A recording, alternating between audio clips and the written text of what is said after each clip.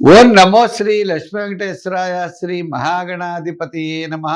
జ్ఞానానందమయం దేవం నిర్మలస్ఫటికాకృతిం ఆధారం సర్వవిద్యానాం హయగ్రీవముపాస్మహే.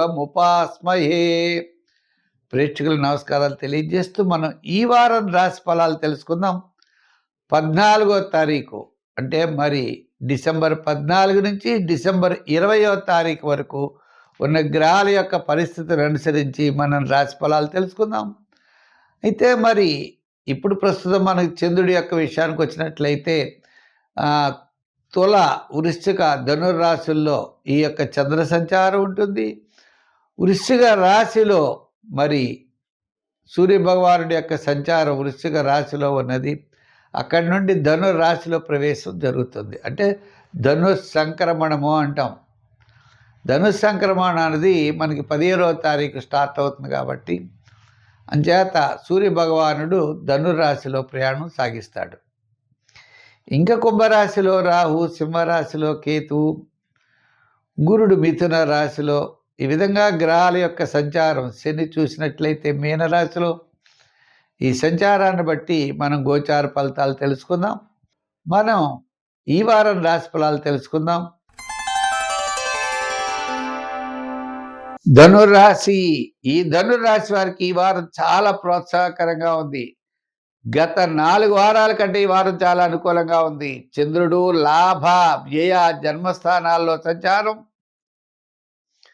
మరి గురుడి యొక్క బలం అనుకూలంగా ఉండడం ద్వారా కుటుంబార్థిక సంతానపరమైన వ్యవహారాలన్నీ కూడా ప్రోత్సాహకరంగా ఉంటాయి. మీరు తలిచినటువంటి పనులు పూర్తి చేయగలుగుతారు. దీర్ఘకాలిక ప్రయోజనాన్ని ఇచ్చేటువంటి పనులు నెరవేరుతాయి. పబ్లిక్ రిలేషన్స్ పెరుగుతాయి.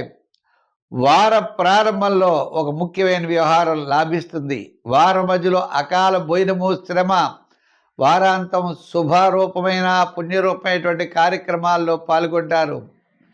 ఎంతో ఉత్సాహంతో ముందుకు వెళతారు. ప్రతి పని కూడా ఆలోచనతో చేస్తారు.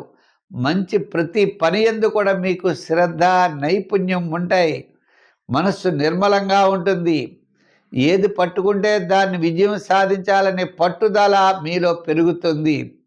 మొత్తం మీద ఈ ధనుర్రాశి వారికి ఈ వారం చాలా ప్రోత్సాహకరంగా మాత్రం ఉన్నది. విద్యార్థులకు మంచి అవకాశాలు లభిస్తాయి. ఉద్యోగస్తులకి ఆర్థిక ప్రోత్సాహం, రాజకీయ నాయకులకు సమస్యలు తగ్గుతాయి.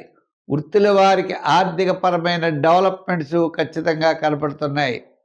ఇంకా వ్యాపారాత్మకంగా జనరల్, కిరాణా, మెడికల్, లోహ, యంత్ర, వాహన, చేతివృత్తి పరివారు, ఐటీ రంగం, షేర్స్ వారికి కాస్త అనుకూలమైన ఫలితాలు ఉన్నాయి.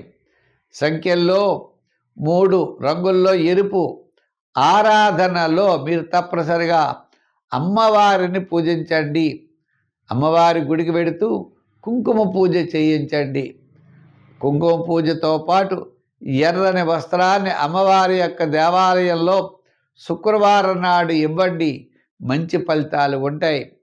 మొత్తం మీద ధనుర్రాశి వారికి సమస్యలు తగ్గి పాజిటివ్ వైబ్రేషన్స్ పెరిగి మంచి ఆలోచనలతో మంచి కార్యక్రమాల్లో పాల్గొంటారు. అభివృద్ధి తప్పనిసరిగా సాధిస్తారు.